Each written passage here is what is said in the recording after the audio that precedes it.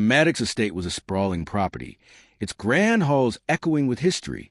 But what I didn't know when I signed the deed was that the house itself was hiding a past soaked in silence. Beneath its polished wood floors and locked trunks was a story the heirs had been paid to forget. A story of stolen lives, erased identities, and a legacy rooted in cruelty. Why did the Maddox family guard this truth for generations? And why were they so desperate to bury it forever? Stay with me, because once you hear what I uncovered, you'll never see history the same way again. When I first saw the estate, it looked like the kind of place people dreamed of owning. Columns towering above the porch, sprawling fields rolling out to the horizon, and an old oak tree that seemed to stretch to the sky. The price was shockingly low, almost suspicious, but the heirs were eager to sell. To me, it felt like a once-in-a-lifetime opportunity. I imagined restoring the house, filling it with laughter and warmth, making it my home. But as I walked through the dusty rooms for the first time, I couldn't shake a strange heaviness in the air. Family portraits lined the walls, yet every set of eyes seemed distant cold. The neighbors I spoke to were polite but careful, their voices lowering when I mentioned the Maddox family name. There were whispers, rumors that the land had once been worked by enslaved people, that the wealth of the Maddox family was built on exploitation. I brushed it off as old folklore. After all, history leaves shadows everywhere in the South. But when I found a locked trunk in the attic with the Maddox name carved into the wood, curiosity burned inside me.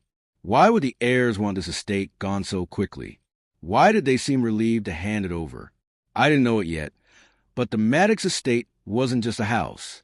It was a graveyard of untold stories, and I was about to stumble into one that the family, and maybe even the town, had spent generations trying to erase. The first real clue came when I pried open that trunk in the attic.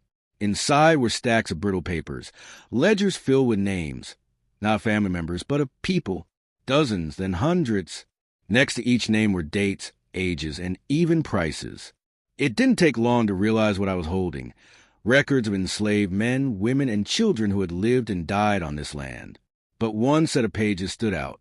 Unlike the others, they weren't financial accounts.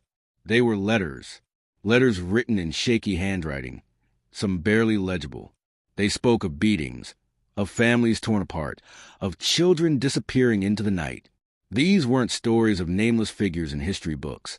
These were first-hand cries for help, hidden for over a century. The deeper I dug, the darker the truth became. I discovered that long after the Civil War, the Maddox family had maintained control of black laborers through sharecropping contracts that were designed to keep families trapped in poverty. The estate wasn't just a relic of slavery. It was a monument to generational oppression. One letter described a woman named Eliza, who vanished after trying to run away. Another spoke of a young boy, Samuel, who was found hanging from that very oak tree outside. These weren't just tragedies. They were atrocities. As I pieced together the letters, the silence of the town made more sense. People knew. They remembered. But no one spoke, because the Maddox family had money, influence, and the power to rewrite their history. The heirs who sold me the property weren't just letting go of real estate. They were escaping the weight of their own bloodline. And yet, the more I uncovered, the more resistance I faced. Old neighbors warned me to stop asking questions. An anonymous note appeared on my doorstep one night, scrawled with chilling words. Leave the past buried. I felt torn between fear and responsibility.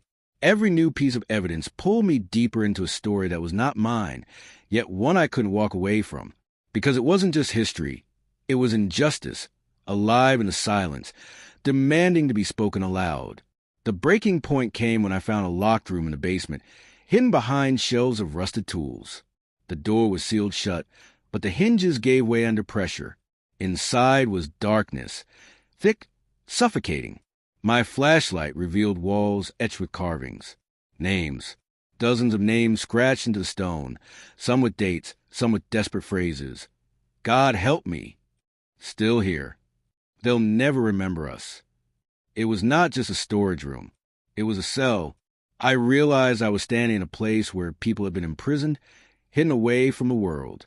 The Maddox family hadn't just owned slaves. They had locked human beings in this very basement, silencing them until their voices were carved into stone. The weight of that discovery crushed me. My chest tightened, my breath shallow. The thought of generations living and dying in this house, while the world outside carried on, was unbearable. And yet, the heirs had walked away from it all, selling me the estate as though it were just property, hoping I'd never find what lay beneath. This was a secret they had been paid to forget, the evidence of crime so deep they couldn't be erased with time or money. As I stood there, one truth cut through me: silence is complicity. And I couldn't stay silent anymore. In the weeks that followed, I contacted historians, journalists, and community leaders. The Maddox estate was no longer just my home. It became a site of remembrance. Together, we documented the names, the letters, the carvings. We told the stories out loud, refusing to let them fade. But the impact was not just historical. For the descendants of those enslaved on the Maddox land, the truth was both devastating and validating. Families who had lived with whispers finally had records, proof of their ancestors' suffering and resilience. The estate was no longer a monument to silence. It became a place where the silence were finally heard. Still, the anger and grief lingered. I thought of Eliza, Samuel, and all the names etched into the stone. How many lives were erased? How many generations scarred by one family's pursuit of wealth and power? This story is not just about the Maddox heirs. It is about the way history hides in plain sight, buried under wealth, forgotten by convenience, and silenced by fear. And it forces us to ask, how many more estates, how many more families are built on secrets like these? We cannot change what happened in the Maddox estate, but we can refuse to bury it again, because justice begins with remembrance. And the question remains, are we ready to face the truths our histories still hide?